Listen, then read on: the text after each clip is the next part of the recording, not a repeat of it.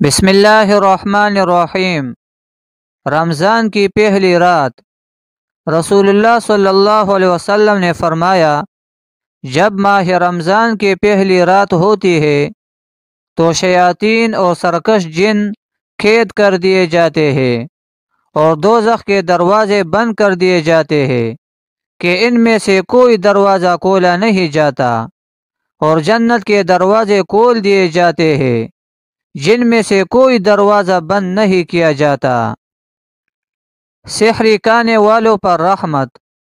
رسول اللہ صلی اللہ علیہ وسلم نے فرمایا، سحری کا کھانا بابرکت ہے، اس لیے اس کو نہ چھوڑا کرو، خواہ پانی کا ایک گھونٹ ہی پی لیا کرو، بے شک اللہ تعالی اور فرشتے سحری کھانے والوں پر رحمت کرتے ہیں، یعنی اللہ تعالی رحمت بھیجتا ہے اور فرشتے رحمت کے نزول کی دعا کرتے ہیں۔